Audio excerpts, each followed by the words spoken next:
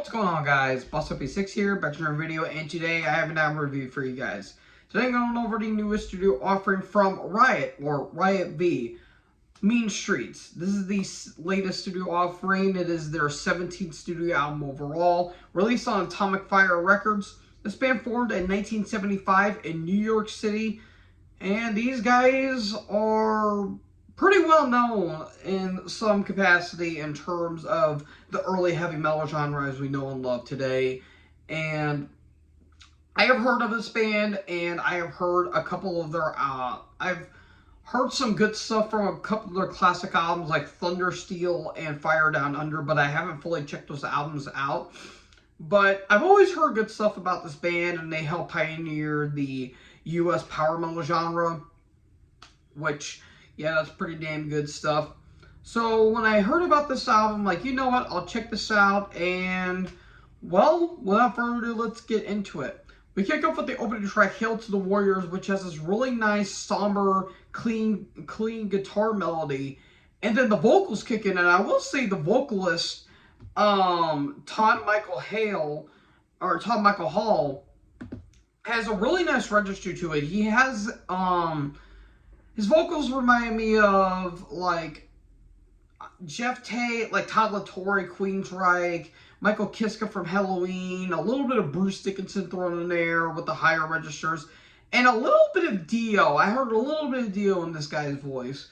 And for what they were going for with this album, it really fits well. I mean, granted, at the very beginning, it was a little rough, but then it got a little bit better as the song went on. And I will say, really old school Metallica feel, like early Kill 'Em All and Ride the Lightning feel, which I really do like. It has a really nice old school thrash sound to it, which is really damn good.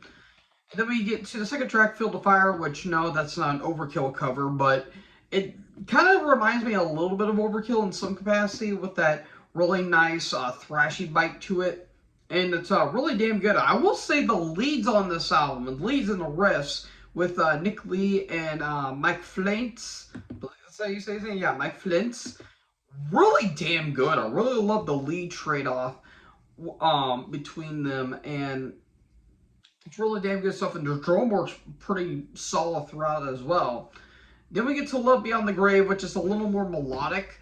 Probably the most melodic track on the entire album, and really early Accept vibe on this album, like Restless and Wild and Balls to the Wall and a little bit of Metal Heart thrown in there. Really love that little nod to Accept there. Also some Saxon, some Priest, Maiden, Angel Witch, maybe some Tank, some Motorhead vibes on this album as well. Especially on High Noon, Higher, the title track, and Open Roads especially. Like, really nice, upbeat, and themic chanty melodies throughout. And it really gets my, really gets the blood pumping there, folks.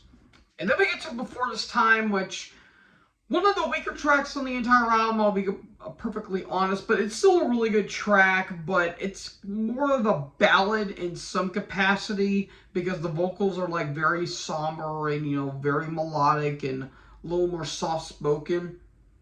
But I will say the drum work is really damn solid on that song in particular. Again, Higher has this really nice, like, anthem to it, which is really damn good. Almost kind of a Wasp sounding in some regards, which I really do like.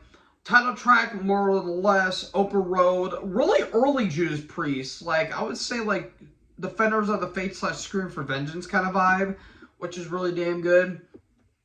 And then you get to Mortalize, which, again, one of the weaker tracks, but it's still good.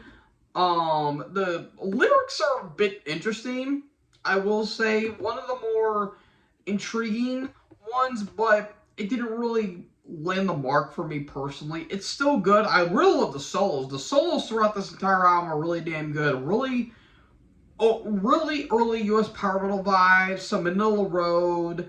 I wouldn't really say Iced Earth because Iced Earth's more thrash oriented.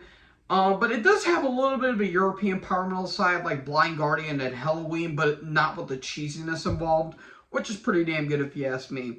Lost Dreams, again, I really do like.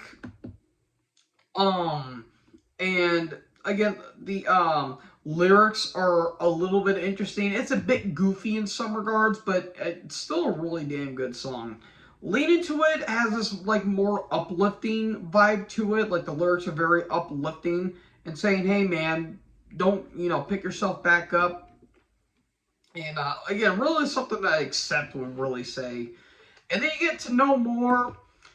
I'll be honest, kind of a weak ending track. It kind of felt like it could have been like up on the track listing. You could have honestly ended this album with Open Road or Immortalize, and I think it would have been a little bit better in my opinion. And that will kind of lead to the negatives. The big negative I really have with this album, it's 12 tracks in just a little over 50 minutes. You could have probably cut a couple tracks off, just trimmed the fat a bit.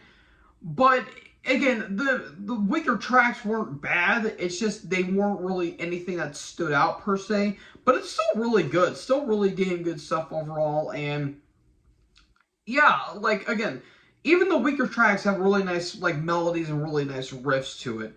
And even the bass work kind of appears a little bit on this album. Don Van Stavern, I think that's how you say his name. His bass work's pretty damn good on this album.